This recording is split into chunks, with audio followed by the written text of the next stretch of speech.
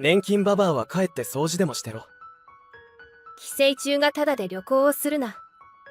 長男夫婦は私に心ない言葉をぶつけてきた。もう我慢の限界だ。どうして私がこんな目に遭わなければならないのだろうか。わかったわ。家に帰るわ。私はそう言って自宅に帰ることに。だが私はとある決意を胸に抱いていた。私を怒らせたこと、絶対に後悔させてやる。私の名前はのぞみ、55歳の主婦だ。夫とは結婚して25年以上になる。私たちはもともと同じ会社で働く同僚だった。夫との距離が縮まったのは、会社でのあるプロジェクトを2人でやることになった時のことだった。2人で何もかも全て話し合って決めていかないといけないので、必然と距離が縮まっていったのだ。そして私たちは自然と交際が始まった。恋人として一緒にいる時は、ものすごく楽しかった。これほどまでに相性のいい人はいるのかと思うくらいに、私は幸せを感じていた。できれば彼と結婚をしたいと本気で思っていた。彼もそれは思っていたようで、私たちはなんとなく結婚を前提に交際を続けていた。だが一つだけ問題というか、障害があった。それは彼に連れ子がいることだ。当時彼にはマサトという5歳の息子がいた。実は彼はシングルファザーだったのだ。同僚だったので、彼がバツイチで子供がいることはもちろん知っていた。だから私は早くから彼の息子に会って仲良くなろうと思った。そのことを彼に伝えると、とても嬉しがっていた。のぞみがマサトと仲良くしようとしてくれるのはありがたいよ。いつも母さんに預けないといけなくて、申し訳ないなって思ってたし。それから私たちは、デートによく彼の息子も連れて行き、3人で会うようになった。最初は私のことを警戒していたが、次第に私に心を開いてくれるようになった。ねえ、次はいつ会えるの？そう言ってくれた時は本当に嬉しかった。彼も自分の息子が私に懐いているのを見て、とても嬉しそうにしていた。そしてある日、彼は私にプロポーズをしてくれたのだ。のぞみとなら幸せな家庭を築けると、そう確信することができた。マサトのことも大事にしてくれて、本当に嬉しい。これからもずっと一緒に生きていきたいから、俺と結婚してください。はい。よろしくお願いします。こうして結婚することになった私たち。子持ちのバツイチの人と結婚すると聞いて、私の両親はかなり心配していた。だが私は絶対に夫となら幸せな日々を過ごせると確信していた。それから実際に結婚して一緒に暮らし始めたが、とても幸せで楽しい毎日を過ごすことができた。息子はとてもいい子で可愛くて、すくすくと成長していった。たとえ自分で産んだ子ではなくても、本当の我が子のように愛しいと思えた。そうして幸せな日々を過ごしていた私たち。だがそんな日々が変わってしまったのは、ちょうど息子が中学生になって思春期を迎え始めた頃のこと。息子が反抗期になったのだ。しかもそれは私に対してものすごく顕著に現れた。マサト、宿題は終わったの？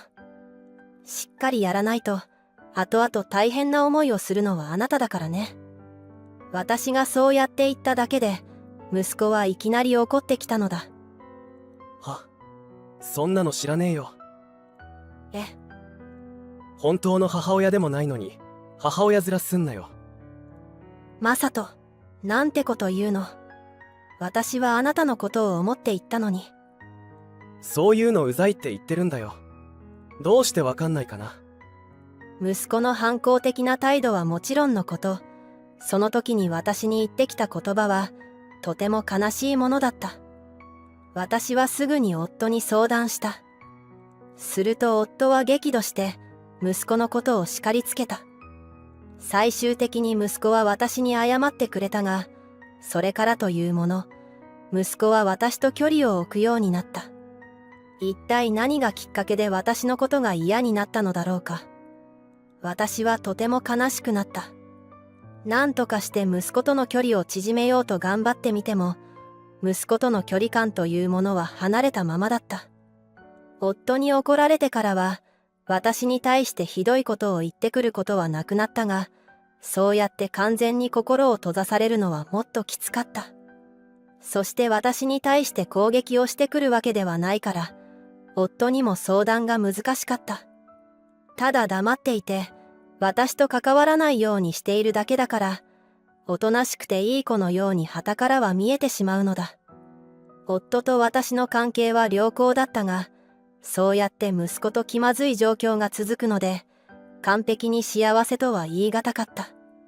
それから数年が経ち、息子は大学進学を機に一人暮らしを始めた。正直言って私はほっとしていた。その頃にはもう息子とどう接すればいいのかわからなくなっていたからだ。夫と二人暮らしに戻ってからは、私は精神的に安定していたと思う。また幸せな感覚が戻ってきた感じだ。まあ息子がいなくて幸せだと考えてしまう自分に対しての嫌悪感というものは少しあったが、息子は基本的には実家には帰ってくることはなく、正月の時くらいしか帰ってこなかった。その時に私と夫が質問したことに答えてくれて、近況を知るという感じだった。夫はもう少し帰省をしてきてもいいんじゃないかと息子に言っていたが、息子は大学の友達といることが楽しすぎるから、実家に帰る気にあまりなれないと言っていた。本当にそうなのかもしれないが、私には私がいるから帰るのが嫌だという感じに聞こえた。それでも3人でいる時は、私の質問にもちゃんと答えてくれたから、それだけでも十分だと思うことにした。それから日々が過ぎていき、気がつけば、なんだかんだで息子が就職する年になった。息子は就活に苦戦していたが、なんとか中小企業に就職が決まったようだ。そして社会人になってからは、仕事にプライベートに学生時代より忙しくなったようで、全く家に帰ってこなくなった。せめて夫とは二人きりでもいいから、会ってあげてほしいと思ったが、息子は全然実家には帰ってこなかった。基本的に2年に1回くらいのペースで帰ってきて、ちょっとだけ話したら帰るという感じだ。正月も全然帰ってこなくなったし、帰省をしても食事をまともにせずに帰っていく。せっかく用意しても、ごめん、用事あるから、と断られてしまうことが多かった。そんな中、ある日私と夫が驚くことが起きた。息子がいきなり家にやってきたのだが、なんと結婚すると言い出したのだ。私と夫はものすごくびっくりして、一瞬固まってしまった。結婚。本当にか。私たちの反応が面白かったのか、息子は笑いながらうなずいていた。ああ、そうだよ。今度連れてくるから予定を合わせたいんだ。もちろんいいぞ。私も夫も息子が結婚すると聞いて嬉しかった。こんなめでたい日はない。息子とは心の距離感はあっても、小さい頃から育ててきたことで、生まれた親としての愛情は残っていた。だから本当に嬉しかった。それから1週間後、息子は婚約者の女性を連れてきた。はじめまして、ゆかと言います。ゆかさんは少しギャルっぽい雰囲気だったが、綺麗な人だった。息子とは合コンで出会ったらしく、2人は交際を始めて、だいたい1年くらいだそうだ。こちらの質問に2人はちゃんと答えてくれて、結婚の挨拶はとてもいい雰囲気で進んだ。それから息子とゆかさんは結婚をし、新婚生活を始めた。さらに1年後には子供が生まれて、幸せな日々を過ごしているようだ。ついこの間まで小さかった子が、もう父親になっていることに驚いた。時間の流れというのは本当に早い。そのうち孫だってすぐに成長していくだろう。その後、息子夫婦はさらにもう一人子供を授かった。最初に生まれた子は男の子だったが、もう一人は女の子だった。可愛い孫たちと会える日は本当に楽しくて幸せだった。だが人生とは何が起こるのかわからないものだ。それから2年ほどが経った頃、夫がいきなり倒れてしまった。そしてそのまま帰らぬ人となってしまったのだ。私はあまりにいきなりのことすぎて、感情が追いつかなかった。葬儀の準備も親戚に手伝ってもらって、なんとか行うことができた。私はこれ以上ないほど悲しみに暮れた。結婚して25年以上が経ち、30周年では何か豪華なお祝いをしたいと話していたところだったのに、夫がいない世界をどう生きればいいのだろうか。私はそんな風にとても落ち込んでいた。そんな中、ある日いきなり息子夫婦が家を訪ねてきた。久しぶりに孫に会って少し心が和みながら、私は珍しく家にやってきた理由を2人に聞いた。すると息子はこんなことを言い出した。母さん、父さんが亡くなってすごく落ち込んでるんじゃないかと思って。だから俺たちここに引っ越してきて、母さんと一緒に暮らそうかなって考えたんだ。え、母さんのことが心配なんだ。マサト。私は息子がそう言ってくれて、本当に嬉しかった。息子と孫と一緒に暮らせるのなら、とても楽しいだろうと思った。この状況の中、一人で夫を失った悲しみに耐えるだけの生活は無理だと思った。私は二つ返事で同居を承諾。そして息子一家はすぐに荷物を運んで引っ越してきた。私はこれからの生活にワクワクしたのだが、これから始まるのが地獄のような日々だとは思いもしなかった。息子夫婦は引っ越してきた瞬間に態度を急に変えてきた。特に嫁のゆかさんの態度はひどかった。お母さん、私お腹空いたんですけど、晩ご飯まだですか？ちょっと待っててちょうだい。なんならあなたが用意してくれてもいいんだけど。はあ、何バカなこと言ってるんですか？口を動かす暇があったら手を動かしてもらえませんか？本当に使えないババアだわ。そう言って悪態をつく嫁。私が子育てもしていることを忘れているのだろうか。私は現在主婦として家にいるのだが、嫁も専業主婦でずっと家にいた。それなのにもかかわらず、嫁は私に子供たちの世話を頼んでいたのだ。その上で家事さえもすべて私に押し付けてきた。私はさすがにこんなにも私の負担が多いのは辛いと主張するのだが、嫁は全く聞く耳を持ってはくれない。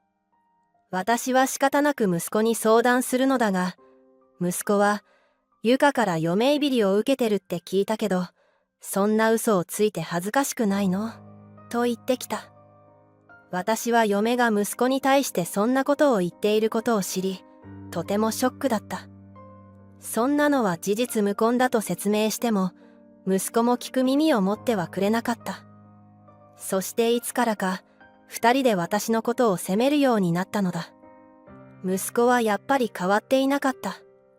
私のことが嫌いだったのだ。そんなことを肌で感じ、また嫌な気分になった。しかし悪いことばかりでもない。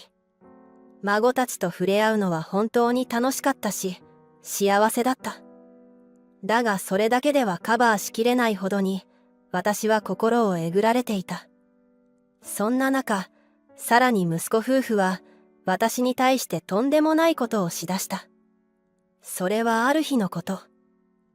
一度くらいさ、高い旅館に泊まってみたくない？息子がそう言うと、嫁は、行きたい、と言った。私はどうせ、私は仲間外れなのだろうと思い、話半分に聞いていた。すると息子夫婦は、私も連れて行ってくれると言い出したのだ。これは私はとても嬉しかった。息子は家族旅行を計画してくれたのだ。旅行先に着くと、息子夫婦は突然態度を変えてきた。母さん、いつまでここにいるつもりなんだよ。だってあなたたちが私を誘って。そうやって私たちのせいにするとか信じられない。自分たちから誘っておいて、こんな仕打ちをするなんて信じられない。そして調子に乗った息子夫婦は、こんなことを言った。年金ババアは帰って掃除でもしてろ。寄生虫がタダで旅行をするな。長男夫婦は私に心ない言葉をぶつけてきた。もう我慢の限界だ。どうして私がこんな目に遭わなければならないのだろうか。わかったわ。家に帰るわ。私はそう言って自宅に帰ることに。だが私はとある決意を胸に抱いていた。私を怒らせたこと、絶対に後悔させてやる。私は家に帰ると、すぐに不動産屋に電話をした。そしてこの家を査定してもらった。するとすぐに値段がつき、不動産屋が買い取りもしてくれるとのことだったので、私は家を売った。そして荷物をまとめて出て行き、単身用のマンションを借りた。私が家を出て行っても、家出をした程度にしか思っていなかったようで、それから数日が経っても、全く電話をしてこなかった。まあ、LINE のメッセージなどには、すねてないで帰ってこいとか、家事をするのはあんたの仕事でしょ、などと、私を責める言葉がたくさん送られてきていたが、だが私はしばらく無視をし続けた。すると私が家を出てから2週間ほどが経った頃、慌てた様子で息子から電話がかかってきた。ちょっと母さん。一体どういうことだよ。どうして俺たちが家を追い出されなきゃならないんだ。そのように叫ぶ息子。あら、当然じゃない。だってその家はもう売ったんだから。その家は私の名義で買ったものよ。何を言ってるんだよ。父さんのものだろ。だから自然と俺のものになるはずだ。いろいろと勘違いをしている息子に、私は説明をしてあげた。残念だけど、その家は私が若い頃に買った家よ。そしてたとえあの人の名義だったとして、自然とあなたのものになることはないわ。遺産を相続した時に、家の名義変更をしたかしら。ここまで言って息子は気づいたようだ。まさか本当に母さんの。だからそうだって言ってるじゃない。そんな。でも母さんがなんでそんなに金を持ってるんだよ。私、実は会社員時代に稼いだお金を投資に回して、副収入を結構得ていたの。そのお金で家を購入し、さらに毎月も投資による収入を今も得ているのよ。そうだったのか。母さん、俺たちが悪かった。だから許してくれないか。このままじゃ住むところがなくなってしまう。そりゃそうでしょうね。あなたたちは家にお金も一切入れずに、私に生活費のすべてを負担させていたんだから。それでもあなたのことを育ての親として大事に思っていたから出していたのよ。だけどそれももうおしまい。あなたとは本当にただの赤の他人よ。血もつながっていないし、家族でも何でもないわ。そんな。母さん頼む。許してくれ。いいえ、許さないわ。私が毅然とした態度でそう言っていると、電話口で嫁がわめいている声が聞こえてきた。きっと思ってもみなかった状況に発狂しているのだろう。だがそれもすべて、今まで家事と子育てをサボって好き勝手やってきた罰だ。これからは自分で全てをちゃんとやってほしいものだ。でないと孫たちがかわいそうだからだ。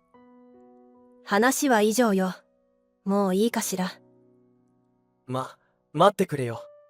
俺たちを見捨てる気か。見捨てるも何も、ひどい仕打ちをしてきたのはあなたたちの方だから。人に親切にしなかったらどうなるのか、子供たちに身をもって教訓を教えるいい機会になるんじゃないかしら。そんな。じゃあ、さよなら。もう二度と会うことはないでしょうから。私はそう言って電話を切り、着信拒否をした。その後、風の噂では息子一家はボロいアパートに4人で生活をしているらしい。というのも、今まで贅沢をしすぎて浪費癖がついてしまい、どんどん借金をしていたからだそうだ。息子夫婦は現在共働きで、必死に働いて借金を返しながら子育てに追われる日々を送っているらしい。とりあえずは孫たちが親を反面教師にしてちゃんと育つことを祈るばかりだ。一方、私は投資で安定した収入を得ながらゆったりした日々を過ごしている。今回のことで心身ともに疲れたので、ふらっと南の島にでも行ってバカンス気分でも味わってこようかなと思う。母さん、やっぱりあの件のことがどうしても引っかかるんだ。だからこれ以上ここに母さんを置いておくわけにはいかない。どういうこと？すまないが出て行ってくれ。そんな。まあ、しょうがないですよね。あれだけのひどいことをしたんですから。自業自得ですよ。私はのぞみ、現在62歳の主婦だ。私には息子が2人いて、2人ともすでに家庭を持っている。私はそのうちの1人である長男の正人と嫁の由香さんと一緒に暮らしていた。夫は5年前に他界してしまい、私は一人暮らしとなっていた。だから息子が心配して一緒に住もうと言ってくれたのだ。私は夫婦の時間を邪魔するようなことはしたくないと言ったのだが、長男嫁の由香さんもお母さんが良ければぜひと言ってくれたので、私はお言葉に甘えて長男夫婦の家にお世話になることに。最初は嫁ともうまくコミュニケーションが取れていて、幸せな日々を過ごしていた。しかし同居生活が始まって数ヶ月が経った頃、だんだんと嫁の態度が変わってきたのだ。お母さん、お風呂に入る時間長すぎですよ。ガス代が高いのってお母さんのせいですよね。そうかしら。私は特別長くお風呂に入っている感覚はなかったし、それに暖房だとかコンロだとかガスを使うものを長時間使用してるつもりはなかった。でも嫁からすると、私の基準は使いすぎなのかもしれない。ごめんなさい。気をつけるわ。私はそれからというもの、お風呂の時間は10分以内に済ませるようにしたし、料理だってお昼の時はレンジでできるメニューにした。晩ご飯もあまり長時間煮込むような料理はしないようにした。しかし嫁からはあれこれと文句を言われた。お母さん、洗剤の量多すぎです。調味料、どんだけ使ってるんですか？もったいない。ああ、お母さんの部屋は私がいろいろと物を置こうと思ってたのに。お母さんが来てからお金ばかりがかかって生活は大変だわ。ごめんなさい。嫁は私を目の敵にでもしているのか、常に私のことを邪魔者扱いしてくる。私はすっかり言いづらくなってしまった。だが厄介なのが、嫁は長男の前では私に普通に接してくるのだ。だから長男は私がこんな扱いを受けていることは知らない。しかし最初こそ私にだけ態度がおかしかったのだが、最近の嫁は長男に対してもあまりいい嫁ではない。まずびっくりしたのはいきなり仕事を辞めてきたことだ。嫁と長男は今までずっと共働きだった。子供はいないからそれなりに裕福な生活を送れていたようで、そこそこ高い賃貸マンションを借りていた。だから私の部屋も用意することができたのだ。しかし嫁が仕事を辞めたとなると、なかなか生活は厳しくなるだろう。これには長男も驚いたようだ。どうして仕事を辞めたのか長男が嫁に聞くと、嫁は驚きの回答をした。お母さんが専業主婦をしているのを見て、働くのがバカバカしくなったのよ。なんで私は一生懸命に働いているのに、この人はのんびりとダラダラ過ごしているのかなってね。私は絶句してしまった。そんな風に思われていたのか。でも私は別にダラダラ過ごしているわけではない。ちゃんと日常にメリハリをつけて過ごしている。だが嫁にとっては、私は一日中ぐうたらしている印象のようだ。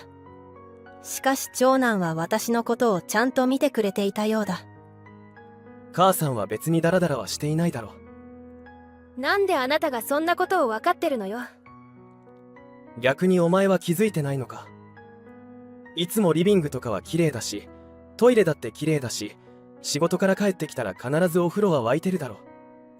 お前は俺より少し帰宅時間が早いくらいだから、ほんの数十分の間にそれらをしているわけじゃないだろ。っていうことは、母さんが家事を頑張ってくれているということじゃないか。嫁は長男の鋭い指摘に言葉を詰まらせていた。だが納得いかなかったようで逆ギレしだした。何よ、このマザコンが。マザコン。そうじゃないのよ。普通は自分の母親よりも嫁の意見を尊重するべきでしょ。私は疲れたって言ってんの。だから専業主婦にならせてちょうだい。嫁がそのように叫ぶので、長男も参っていた。まあお前がそんなに辛いなら、療養も兼ねてやめてもいいけど。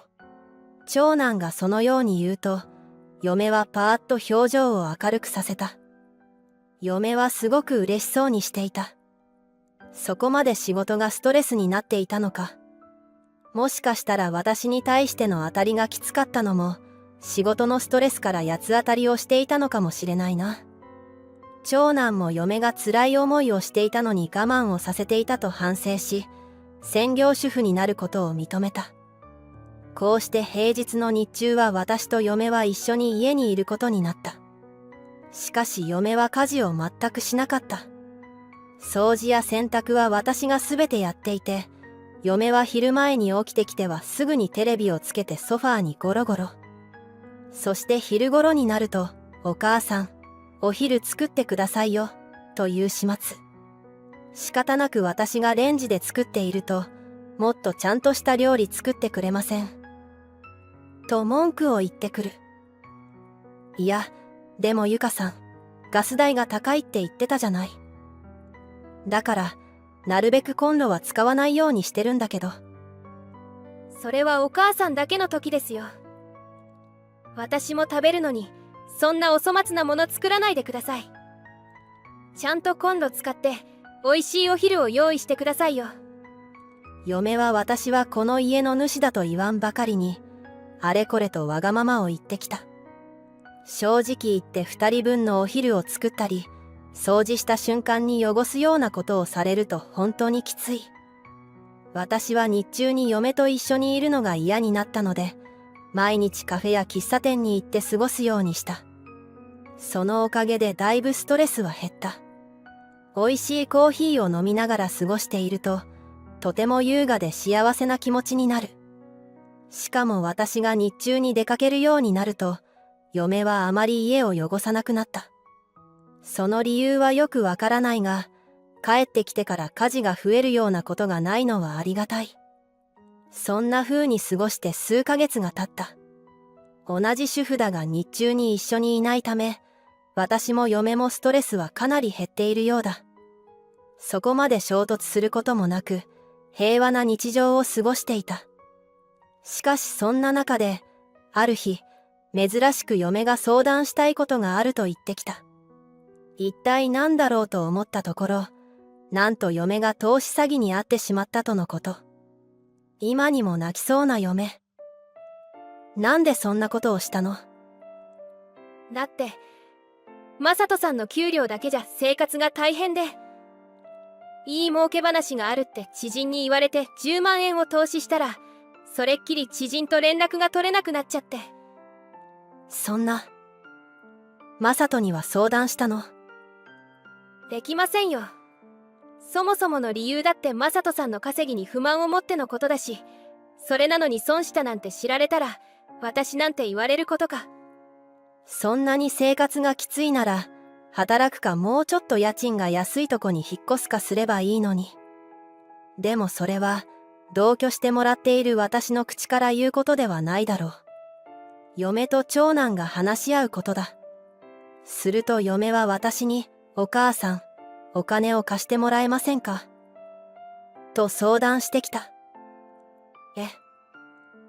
だって10万円の損失を出したなんてバレるの嫌ですもん。いや、でもお金を貸すっていうのは。全額じゃなくていいです。5万貸してください。残りの5万は私が何とかしますから。いや、10万全部自分で何とかしようよ。そう思ったが、嫁はものすごく困っている顔をした。きっと頼れる人が他にいないのだろう。私は仕方ないので5万円を渡した。ありがとうございます。助かります。嫁はすごく喜んでくれて、まあこれで夫婦の関係に傷がつくことがなくなるならいいかと思った。だが私は気になることがあった。お金がないとか投資詐欺にあったと言っていた割に、なんだか高そうな服を着ていて、昼間に化粧をして出かけたりしているのだ。お金に困っている様子は全くなかった。食材だって高そうなオーガニックの食材とかが冷蔵庫に入ってるし、酒とかアイスとかお菓子とか何でも大量に補充されている。気になったので私は、嫁がお風呂に入っているタイミングで長男に聞いてみた。ねえ、ゆかさんが言ってたけど、あなたたちって生活が大変なのよね。私も月にいくらかあなたに渡してるけど、気持ち程度だからそんなに渡してはいないし。だが私がそのように聞くと、長男から驚きの返答が返ってきた。いやいや、俺数ヶ月前に昇進して、給料がかなり上がったから全然困ってないよ。だってゆかさんが。ゆかがどうしたんだ？私はびっくりしてしまって、思わず嫁が私に生活が大変だと言っていることを長男に話した。なんだって？あいつそんなこと言ったのか？長男は話を聞いて怒っていた。そして嫁が風呂から上がってきたタイミングで、すぐに嫁を居間に呼んだ。何よ。いきなり呼びつけて。どういうことだ？収入が足りなくて生活が厳しいって母さんに言ってるんだって。嫁はびっくりした後、私の方を睨んできた。どうなんだ？なんでそんなこと言ったんだ？いやちょっと待ってよ。私そんなこと言ってないわよ。お母さんの嘘よ。本当は私が被害者なんだからね。どういうことだ？嫁がいきなりおかしなことを言い出したと思ったら、さらに驚きの発言をした。私、お母さんにお金を貸したのに、返してもらってないのよ。ちょっとゆかさん。何を言い出すの？本当は黙っていようと思っていたのに、お母さんが私をまるで悪者のように扱うから、本当のことを話すしかなかったじゃない。私はびっくりしてしまった。ゆか、どういうことだ？お母さん、投資詐欺にあったんだって。母さんが？それで10万円損したらしくて。だから私5万円を貸してあげたのよ。そんな。長男は塩らしく話す嫁を信じそうになっていた。ちょっと待ってよ。それは私がゆかさんに貸したお金の話じゃない。私はゆかさんにお金を貸してもらってなんていないわよ。一体どっちが正しいんだよ？あなた、嫁のことを信じられないっていうの？いや、そういうわけじゃないが、母さんが嘘をつくとは思えないし。この人はそうやって嘘をついて、私をはめようとしてきた犯罪者よ。きっと投資詐欺なんて嘘で、私からお金を騙し取ったんだわ。そう言って大号泣する嫁。嘘をついて涙まで流すことができるってすごい演技力だな。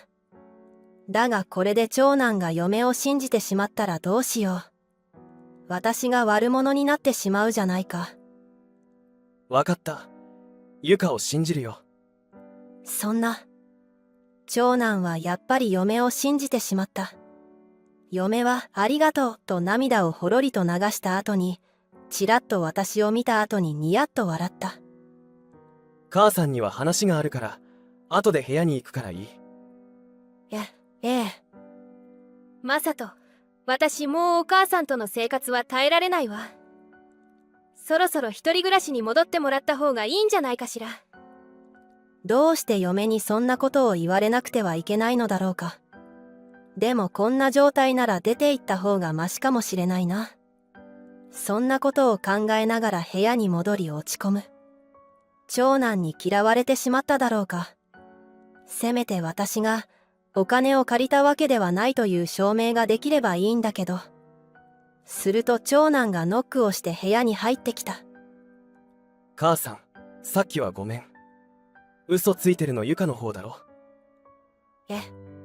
気づいてたの？うん。だって母さんがお金に困るようなお金の使い方をするはずないし、投資詐欺に引っかかるっていうのもありえないしさ。あれ？マサトに話してたっけ？ああ、いや父さんから聞いてたんだ。母さんは家計のやりくりが上手で、そこから捻出したお金で投資を始めて今ではかなり稼いでるってさ。相変わらず投資は続けてるんでしょ？ええ、続けてるわ。だったらユカが嘘をついているのは確実だ。つまりあいつは俺に隠れて何か金のかかることをしているってことだな。一体何かしら。あ、でもよく昼間に出歩いているみたいなのよ。化粧をバッチリ決めて、高そうな服やバッグまで持って。普通に友人と会っているのかと思ったけど、もしかしたら。不倫ってことか。私は黙ってうなずく。最近の嫁の雰囲気だと十分にあり得る。きっと仕事をしていると会える時間が限られるから、昼間に会うようにしているのだろう。私と長男は、早速興信所に依頼して調査をしてもらうことにした。すると嫁が不倫していることがすぐに判明した。相手はイケメンのホストで、どうやら嫁はそのホストに貢いでいるらしい。そして夜は夫や私の目があってなかなか会えないから、昼間に連絡を取って会っているようだ。長男は事実を知って憤慨していた。私も大事な息子を悲しませるようなことをした嫁が許せなかった。そして私のことを犯罪者呼ばわりしておいて、自分が不貞をしている事実を隠していたなんて、ひどい女だと思った。嫁はあの件以来、自分の方が立場が上になったと思ったようで、私と長男が証拠を集めている間も、マウントを取りまくってきては、早く出て行ってほしいと言ってきている。私はそれを受けて息子にある作戦を提案した。息子も面白いと言ってそれに乗っかった。ある日、長男が私と嫁を居間に呼んだ。一体何？話って。私が神妙な顔の演技で長男に聞く。母さん、やっぱりあの件のことがどうしても引っかかるんだ。だからこれ以上、ここに母さんを置いておくわけにはいかない。どういうこと？すまないが出て行ってくれ。そんな。事前に打ち合わせをした演技をする私たち。嫁は完全に騙されているようで、ニヤニヤしながら私のことを見てきた。まあ、しょうがないですよね。あれだけのひどいことをしたんですから。自業自得ですよ。さっさと出て行ってくださいね。騙されているとも知らずにそのように言う嫁。私は塩らしくしながら、わかったわ、と言った。私の引っ越しの日は今度の土曜日となった。それは嫁が友人と旅行に行くと言った日だ。まあ、絶対に不倫相手なのだろうが。じゃあさっさと引っ越してください。そう言って旅行ケースを持って家を出て行った嫁。私と長男はすぐに荷物をまとめ始めた。そして長男が事前に借りたマンションの部屋へ荷物をすべて移した。その日の夕方頃、嫁からわざわざ私に電話が来た。お母さん、もう引っ越しは済みましたか？今大きな荷物を運び終えたところよ。今日中に完全に出ていくわ。嫁は私がちゃんと出て行っていることを確認するとすぐに電話を切った。それから2日後、嫁は家に帰ってきたのだろう。私のもとに大量の電話が来ていた。もしもし。一体何？引っ越しなら済んだけど。夫が大変なんです。一体どうしたのよ。それが夫の荷物が全部なくなってて、しかも離婚届がテーブルにあるんです。あらら、それはびっくりするわね。どうして？だってお母さんを追い出したんだから、これで解決したはずでしょ。なんで私が離婚されなきゃいけないの？あなた、自分が何をしたか分かってないの？分かってないわけないわよね。不倫は立派な離婚理由になるでしょ。残念だけど、私もマサトもあなたが不倫していることを知っているわよ。そのうちマサトから内容証明が送られてきて、そして慰謝料の請求があるでしょうね。そんな。言っておくけどね、マサトは最初から私じゃなくてあなたのことを疑っていたわよ。だから2人で協力して興信所に調査を依頼したの。あなたは初めから信用されていなかったの。私の大事な息子を出し抜こうとした罰はちゃんと受けてもらいますからね。私はそう言って電話を切ってやった。言いたいことが言えてスカッとした。その後、長男は弁護士を通して離婚を要求し、不倫相手と嫁に慰謝料を請求。元嫁は不倫相手に貢ぎまくっていたらしく、その分のお金も長男は請求し、それが認められた。結果的に元嫁はご両親にお金を借りて慰謝料等を支払ったそうだ。現在は必死に働きながらご両親に借金を返済しているらしい。一方、私は長男と一緒にマンションでのんびりと暮らしている。今の家は次男夫婦の家とも近いので、最近は次男夫婦をよく招いて家族団らんで楽しい食事をとっている。これからも私は私ができる範囲で息子たちのサポートをしていこうと思う。ご視聴いただきありがとうございます。本日の物語はいかがでしたか？チャンネル登録よろしくお願いいたします。では次の物語でお会いしましょう。